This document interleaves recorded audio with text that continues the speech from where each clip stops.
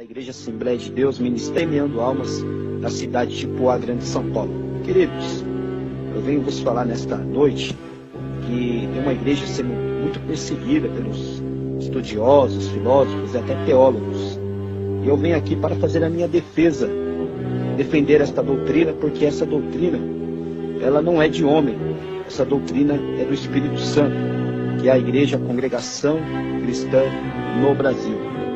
Raramente você vai ver uma pessoa de outra denominação, assim como eu, ou teólogo, defender a congregação. Mas eu tenho que defendê-la porque, primeiro, a congregação cristã no Brasil, ela é uma igreja fundamentada na doutrina apostólica do Novo Testamento.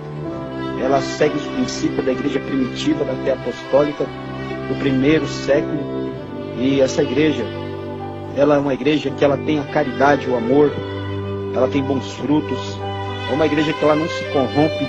Muitas igrejas do passado se misturaram com o mundo, se contaminaram. Outras entrou a vaidade, a soberba, a idolatria, entrou músicas mundanas, como nos dias atuais. Hoje em dia, você entra nas igrejas, você não sabe se é igreja ou um salão de baile.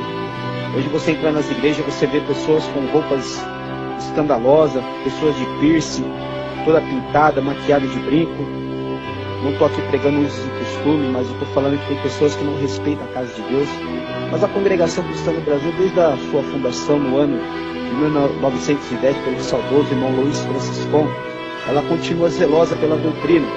Muitos a têm como exclusivista, como seita, como heresia. Pelo contrário, amados, eu não vejo a congregação como seita nem como heresia, e muito menos como uma falsa doutrina. Eu vejo ela como uma igreja primitiva, uma igreja que na verdade nasceu no coração de Deus. Essa obra, como eu já disse, é a obra do Espírito Santo. É uma obra que ela não depende do governo, ela não depende de dízimo. E nesse ponto que muitos vão ficar contra o que eu vou falar aqui.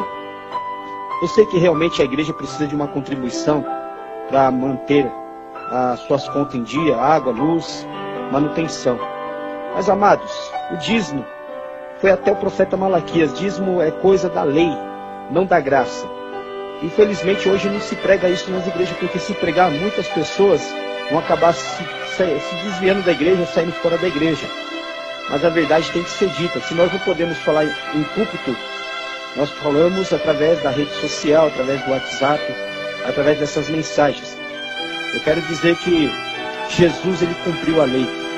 A igreja primitiva do Novo Testamento, ela não pedia dízimo, ela pedia coleta. Se você ler as cartas de Paulo aos Coríntios, lá na Epístola de Pedro, fala sobre a contribuição da coleta para ajudar os necessitados. As pessoas ajudavam a obra com a coleta, não com o dízimo. O dízimo foi para a tribo de Levi. A tribo de Levi tinha os levitas que adoravam a Deus e tocavam instrumentos. Eles dependiam do dízimo. O dízimo era também oferecido sacrifício diante do sumo sacerdote. Isso era a lei. E o dízimo foi imposto para os judeus, não para os gentios, não para o povo da dispensação da graça.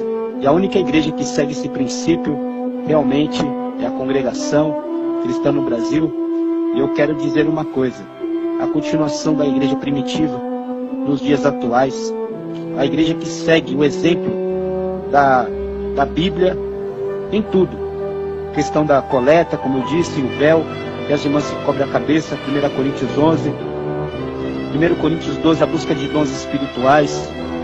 A igreja que não se contaminou com o mundo, não manchou as suas vestes, não se infiltra na corrupção política suja, como muitas igrejas hoje estão se vendendo para a política. A igreja que você não vai ver ela nos outdoors, em propaganda, em rádio e televisão. Esta é a igreja de Cristo. Esta é a igreja que não está contaminada com o pecado. Realmente toda igreja vai ter o joio e o trigo, mas naquele dia o pastor Jesus Cristo vai separar os bodes das ovelhas e o trigo vai separar do joio. Isso tem em todos os lugares. Mas eu quero dizer uma coisa, em questão de exemplo, em questão de originalidade com a Bíblia Sagrada, de princípios bíblicos, a congregação cristã no Brasil está de parabéns. Eu, evangelista Douglas Ribas, aqui de Poá, considero a congregação cristã no Brasil como a verdadeira noiva de Jesus Cristo. A igreja imaculada, a igreja que um dia ela vai morar no céu ao soar da última trombeta. E aqueles que são de outras denominações, que estiver fazendo a vontade de Deus, dando bons frutos, não se contaminando com o mundo, também o Senhor vai vir salvar. Então, amados, o que eu quero dizer, não vamos julgar a congregação cristã no Brasil pelo que as pessoas falam ou por opiniões alheias. Procure conhecê-la primeiro.